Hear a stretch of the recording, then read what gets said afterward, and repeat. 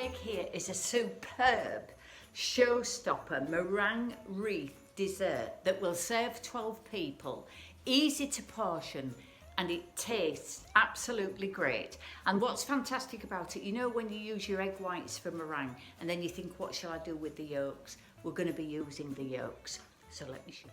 So my plan is to have this meringue sitting on this gorgeous red plate, and I just want it to fit all the way around the rim. So I'm going to start by drawing a huge circle on a piece of paper.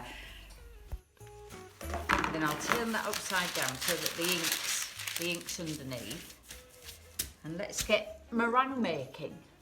Now, because this circle is bigger than any of my baking sheets, I'll take the pan out of the oven, turn it upside down, and that's going to become my baking sheet.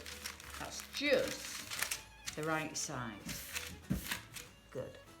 I'm whisking the sugar into the meringue just 1 large tablespoon at a time, whisking it well between each addition until I've got a really thick, glossy meringue.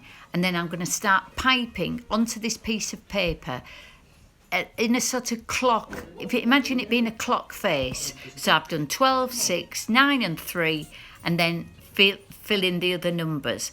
And I've secured this paper onto the tin. Can you see? Just with 4 blobs of meringue in the corners, and that just stops the paper moving around. And then once I've done my 12 little circles about 3 inches wide, then I'm going to use the back of a teaspoon just to make a sort of hollow in the middle of those circles. And then once I've done that all the way around, then I'm going to take the rest of the meringue and pipe a second circle over the top.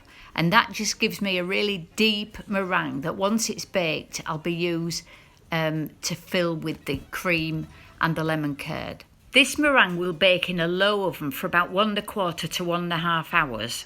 And then I'll leave it in the oven overnight, just with the door wedged open slightly, just so that it cools down really, really slowly and then you don't get any cracks. Now then, when you come to try to remove it from that baking paper, I found it easier to actually slide that meringue off the worktop, pulling the paper away as I go and just sliding that plate underneath. Can you see how I'm doing it? Because if I try to lift the meringue off the paper, it's going to break. And then once you've transferred it to the plate and everything's looking nice and gorgeous, then what I did was whisk up the double cream and stir in the lemon curd. It's all in the recipe. Fill with some fruits, and this really is a Christmas showstopper. Serves 12. It's easy to portion because the single little meringues don't break, and it really is a fabulous dessert.